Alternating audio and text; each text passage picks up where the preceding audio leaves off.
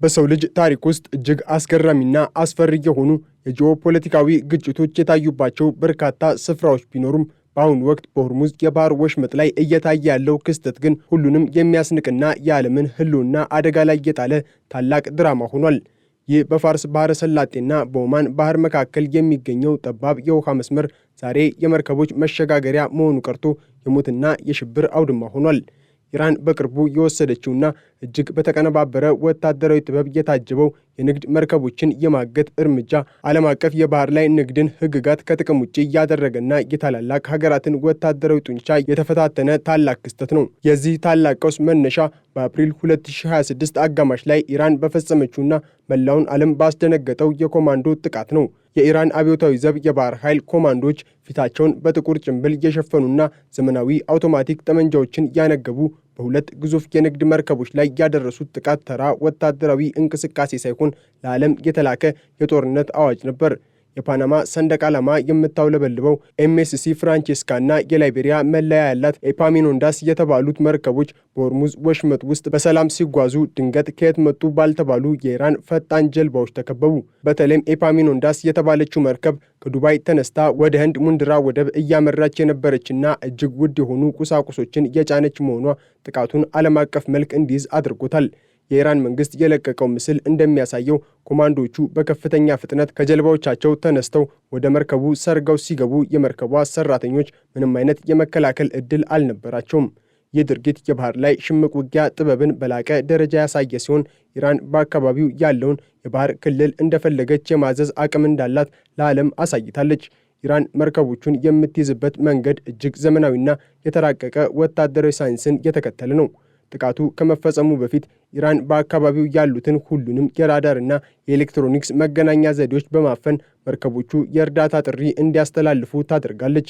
ከዚያም በመቶዎች የሚቆጠሩ ትናንሽ ነገር ግን እጅግ ፈጣን የሆኑ ጀልባዎች መርከቧን እንደ ንብ መንጋ ይከቧታል። በእነዚህ ጀልባዎች ላይ የተጫኑ ሚሳኤሎችና ከባድ መሳሪያዎች በመርከቧ ካፒቴን ላይ ከፍተኛ የስነ ልቦና ጫናን ይፈጥራሉ። ኮማንዶቹ በመርከቡ ላይ እንደወጡ መጀመሪያ የሚያደርጉት ነገር የመሪ ክፍሉን መቆጣጠርና ሁሉንም የክትትል መሳሪያዎች ማጥፋት ነው። በዚህም ምክንያት መርከቧ በዓለም አቀፍ የሳተላይት መከታተያ ካርታ ላይ ድንገት ትጠፋለች። ይህ የማጥፋት ስልት ኢራን የምትጠቀምበት ዋነኛ መሳሪያ ሲሆን መርከቦቹን በኃይል አስገድዳ ወደ ኢራን የባህር ጠረፍና ወደ ባንደር አባስ ወደብ እንድታመራ ታደርጋለች። ይህ አይነቱ አፈና ለዓለም አቀፍ የኢንሹራንስ ኩባንያዎችና ለትላልቅ የንግድ ድርጅቶች ትልቅ ራስ ምታት ሆኗል። ምክንያቱም ማንም ሰው መርከቡ መቼና የት እንደሚታገት ማወቅ አይችልም። ይሁን እንጂ ኢራን ይህንን እርምጃ ለመውሰድ የተገደደችው በከንቱ አይደለም። የዚህ ሁሉ ትርምስ ዋነኛው መንስኤ አሜሪካ በፕሬዝዳንት ዶናልድ ትራምፕ ትዕዛዝ በኢራን ላይ የከፈተችው የኢኮኖሚና ወታደራዊ ጦርነት ነው። ጥቂት ቀናት ቀደም ብሎ የአሜሪካ የባህር ኃይል ቱስካ የተባለችውን የኢራን የጭነት መርከብ በኦማን ባህር ላይ ማጥቃቱና መቆጣጠሩ የኢራንን ቁጣ ቀስቅሷል። ፕሬዝዳንት ትራምፕ የኢራን መርከብ በእጃችን ገብታለች፣ አሁን ሙሉ ቁጥጥር አለን በማለት በትዕቢት መናገራቸው ለኢራን ከፍተኛ ውርደት ነበር። አሜሪካ ይህንን መርከብ የያዘችው ማዕቀብ ጥሳለች በሚል ሰበብ ቢሆንም ኢራን ግን ይህንን ድርጊት የአሜሪካ መንግስት የባህር ላይ ውንብድና በማለት ፈርጀዋለች። በዚህም ምክንያት ኢራን የወሰደችው የኤምኤስሲ ፍራንቼስካና የኤፓሚኖስዳ አፈና በቀጥታ ለአሜሪካ የተሰጠ አጸፋዊ ምላሽ ነው። እናንተ የእኛን አንድ መርከብ ከያዛችሁ እኛ ደግሞ የዓለምን ንግድ እናፍናለን የሚል ጽኑ አቋም ነው ያሳየችው። በአሁኑ ወቅት በአሜሪካ መንግስት ላይ እየደረሰ ያለው ጫና በታሪክ ታይቶ የማይታወቅ ደረጃ ላይ ደርሷል። ፕሬዝዳንት ትራምፕ በሆርሙዝ ወሽመጥ ላይ ሙሉ ቁጥጥር አለኝ ቢሉም የተግባር እንቅስቃሴው ግን ሌላ ታሪክ ነው የሚናገረው። ኢራን በወሰደችው እርምጃ ምክንያት በወሽመጡ ውስጥ የሚያልፉ መርከቦች ቁጥር በከፍተኛ ሁኔታ ቀንሷል። የዓለም የነዳጅ ዋጋ በአንድ ጊዜ ወደ $102 ማሻቀቡ የአሜሪካን ኢኮኖሚ ከባድ አደጋ ላይ ጥሎታል። የነዳጅ ዋጋ መጨመር በሀገር ውስጥ የሚፈጥረው የዋጋ ግሽበትና የህዝብ ተቃውሞ በትራምፕ አስተዳደር ላይ ከፍተኛ ፖለቲካዊ ኪሳራን እያደረሰ ነው። በተጨማሪም አሜሪካ በክልሉ የሰፈረውን ታላቅ የባህር ኃይል ተጠቅማ ኢራንን መግታት አለመቻሏ የአሜሪካን ወታደራዊ የበላይነት ጥያቄ ውስጥ ጥሎታል። አሜሪካ የቱስካ መርከብን በመያዝ ኢራንን ለማንበርከክ ብታስብም ውጤቱ ግን የተገላቢጦሽ ሆኖ አሜሪካ ራሷ በኢራን የባህር ላይ ከበባ ውስጥ እንድትገባ ሆኗል። የኢራን እርምጃዎች በአሜሪካ ላይ የፈጠሩት ሌላኛው ጫና ደግሞ የዲፕሎማሲ ውድቀት ነው። ዋይት ሀውስ ምክትል ፕሬዚዳንት ጄዲ ቫንስን እና የፕሬዚዳንቱ አማች የሆኑትን ጃሬድ ኩሽነርን ወደ ፓኪስታን በመላክ የተኩስ አቁም ድርድር ለማድረግ ቢሞክርም ኢራን ግን ቅድመ ሁኔታዎቿ ሳይሟሉ ድርድር እንደማታደርግ በግልጽ አስታውቃለች።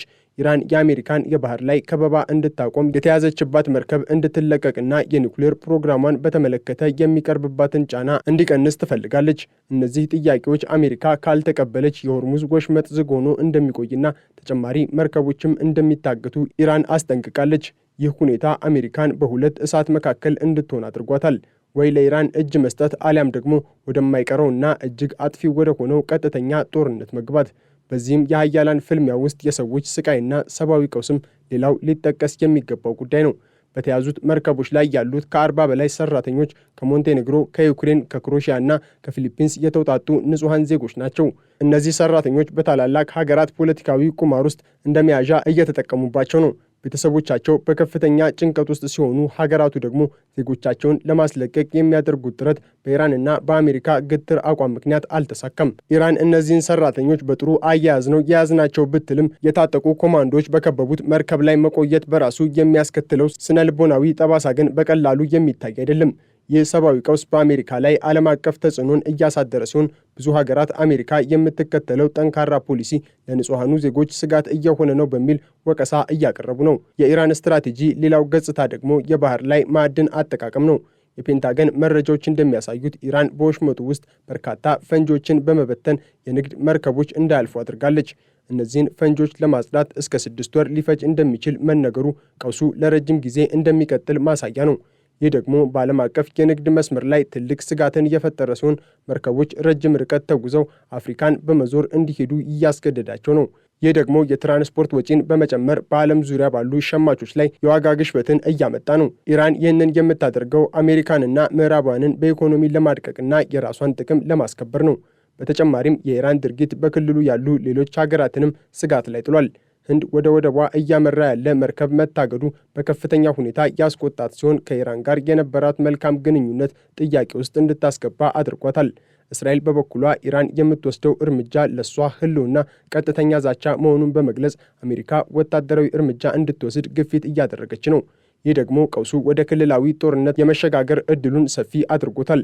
በሊባኖስ ውስጥ የሚታዩት ትርምሶች፣ በሶሪያና በየመን ያሉ የኢራን ተላላኪዎች የሚያደርጉት እንቅስቃሴ ሁሉም ከዚህ ከሆርሙዝ ቀውስ ጋር የተሳሰሩ ናቸው። ዓለም ዛሬ በአንድ ትልቅ የባሩድ በርሜል ላይ ተቀምጣለች። አንዲት ትንሽ ስህተት ብቻ መላውን ፕላኔት ወደ እሳት ሊለውጠው ይችላል። የአሜሪካ የባህር ኃይል በበኩሉ የቱስካን መርከብ ከያዘ በኋላ ማጀስቲክ የተባለች ሌላ የኢራን ነዳጅ ጫኝ መርከብን በህንድ ውቅያኖስ ላይ መቆጣጠሩን አስታውቋል።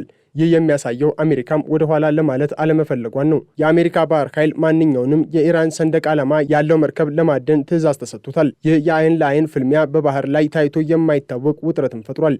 ሁለቱም ወገኖች የየራሳቸውን የባህር ላይ ከበባ እያካሄዱ ሲሆን ውጤቱ ግን የዓለም ንግድ ሽባ መሆን ነው። የኢራን ድብቅ መርከቦች ማዕቀብን ጥሰው ነዳጅ ለማውጣት የሚያደርጉት ጥረትና የአሜሪካ እነሱን ለማደን የምታደርገው ሩጫ ባህሩን ወደ ድመትና አይጥ ጨዋታ ቀይሮታል። ይህ በሆርሙዝ ወሽመጥ ላይ የተቀሰቀሰው የእሳት ማዕበል ወደማይመለስበት ደረጃ ላይ እየተሸጋገረ መሆኑን የሚያሳዩ በርካታ ማሳያዎችም አሉ። የኢራን አብዮታዊ ዘብ የባህር ላይ አፈናውን የቀጠለበት መንገድና የአሜሪካ የባህር ኃይል የሚሰጠው ምላሽ ዓለምን ወደ ሶስተኛው የዓለም ጦርነት ደጃፍ እያቀረባት ነው። የኢራን ወታደራዊ ስትራቴጂስቶች የሚከተሉት የተመጣጠነ አጸፋ መርህ አሜሪካ በአንድ ወቅት በኢራን ላይ ትጠቀምበት የነበረውን ከፍተኛ ጫና ወደ ዋሽንግተን መልሶ እንዲዞር አድርጎታል።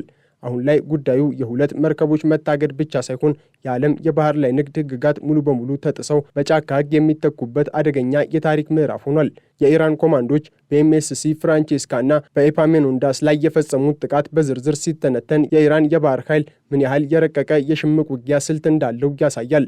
እነዚህ ኮማንዶች ጥቃቱን ከመፈጸማቸው በፊት የኢራን ሰው አልባ አውሮፕላኖች ለሰዓታት መርከቦቹን ከላይ ሆነው ሲከታተሉ ነበር። ይህ የመረጃ አሰባሰብ ሂደት አሜሪካ በክልሉ ካላት የሳተላይት መከታተያ ስርዓት አፈትልኮ መውጣቱ የኢራን ቴክኖሎጂ ምን ያህል እንደገሰገሰ የሚያሳይ ነው። ኮማንዶቹ መርከቧ ላይ እንደወጡ መጀመሪያ ያደረጉት ነገር የመርከቧን ዓለም አቀፍ የመገናኛ ዘዴዎች በማጥፋት መርከቧን ከዓለም ካርታ ላይ ማጥፋት ነበር። ይህ ዲጂታል አፈና መርከቧ የት እንዳለችና ምን እየደረሰባት እንደሆነ ማንም እንዳያውቅ በማድረግ በአሜሪካና በተባባሪዎቹ ላይ ከፍተኛ የስነ ልቦና ጫናም ፈጥሯል። መርከቧ ወደ ባንደር አባስ ወደብ እንድታመራ ሲደረግ በዙሪያዋ የነበሩ የኢራን ፈጣን ጀልባዎች እንደ ጋሻ በመሆን የአሜሪካ የጦር መርከቦች እንዳይጠጉ አድርገዋል። ይህ የሰው ጋሻ ስልት አሜሪካ ኃይል እንዳትጠቀም እጆቿን አስሮባታል። በአንጻሩ ፕሬዝዳንት ዶናልድ ትራምፕ የጀመሩት የባህር ላይ ከበባ አሁን ላይ የራሱ ሰለባ እየሆነ ነው። ትራምፕ ቱስካ የተባለችውን የኢራን መርከብ በመያዝ የኢራንን ኢኮኖሚ አንቆን ለመያዝ ቢያስቡም ኢራን ግን ምላሿን የሰጠችው በአሜሪካ ጥቅም ላይ ብቻ ሳይሆን በመላው ዓለም ንግድ ላይ ነው። የኤፓሚኖንዳስ መርከብ ወደ ህንድ እያመራች በነበረችበት ወቅት መታገዷ አሜሪካ አጋሮቿን መጠበቅ እንደማትችል የሚያሳይ ትልቅ ውድቀት ተደርጎ ተወስዷል። የህንድ መንግስት በኒው ዴልሂ የሚገኘውን የአሜሪካ አምባሳደር ጠርቶ የአሜሪካና የኢራን ግጭት የእኛን የንግድ መርከቦች አደጋ ላይ እየጣለ ነው በሚል ያቀረበው ቅሬታ ዋሽንግተን በዲፕሎማሲው ረገድ ያለባትን ከባድ ጫና ያሳያል።